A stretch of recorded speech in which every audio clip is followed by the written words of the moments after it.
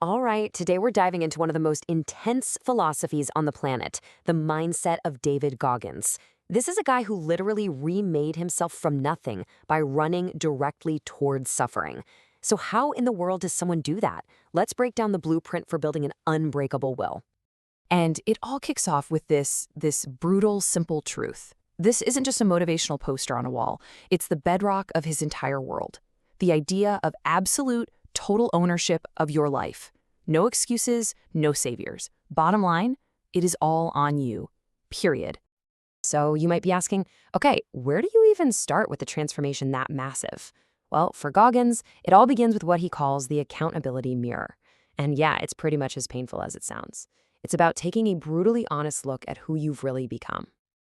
And look, this wasn't just him being a little hard on himself. No, this was a full-on rejection of his entire identity.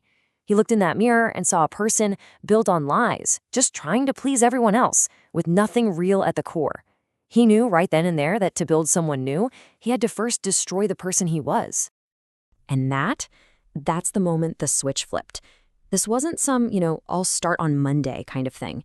It was a life or death contract he made with himself. And here's the key. The pain of staying the same had finally become worse than the pain of changing. There was no going back.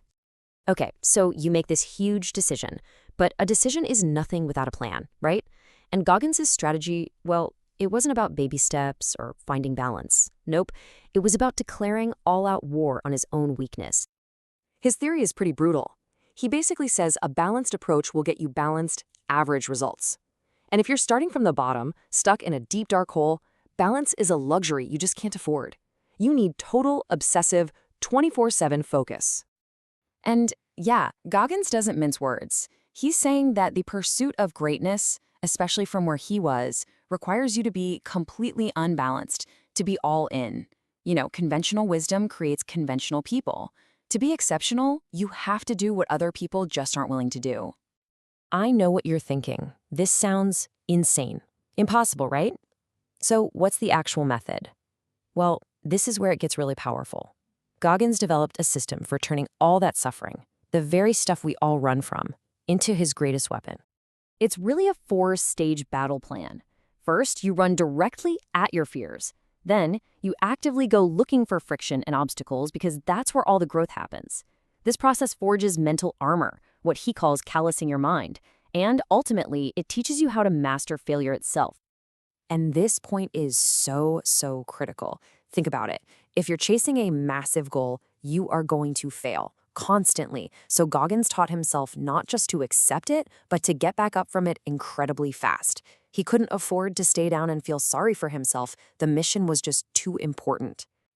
This is just a brilliant way to explain his core practice. If you do thousands of pull-ups, your hands get tough, right? They build calluses. He applied that exact same logic to his mind. By intentionally doing things he hated every single day, he was building these mental calluses. It's like building armor against your own inner victim. Now, as he went through this whole process, Goggins discovered something profound. He found out what the human mind is really capable of once you finally push past the limits you've set for yourself. He describes most of us as living inside a little box. And that box, that's our comfort zone. Sure, it feels safe and familiar in there, but it's also a mental prison. We stay inside because we're afraid of everything that's on the outside. But what he found is that on the other side of all that suffering, right outside that box, is a world of endless growth and opportunity that most people will never, ever get to see. You just have to be willing to climb that wall of pain to get there. And this is the real game changer. There's a tipping point where your brain realizes, oh, wait, we're not quitting. We're actually doing this. And when that happens, it stops fighting you. It stops looking for an easy way out. Instead, it flips a switch and starts to help. It starts to expand, finding energy and strength you never even knew you had. It's super important to get this. This whole mindset isn't a quick fix. It's not a 30-day challenge and then you're done. It has to be a relentless, daily practice that becomes your new way of life. The rules of this life are simple, but they are absolutely non-negotiable. It's a total commitment to being your own motivator, to actively choosing the hard path every single day, and to a work ethic that just never, ever stops. And that's the real goal, right there. To make difficulty your new normal. You wake up every single day and you do something that sucks. Over time, your brain stops seeing it as suffering and it just becomes what you do. Which brings us to his famous mantra. Now, this isn't about being literally invulnerable, it's a mental tool. Goggins calls it false motivation. The idea is you say it to yourself even when it feels like a lie, and through sheer repetition and proving it to yourself over and over, it starts to become your reality.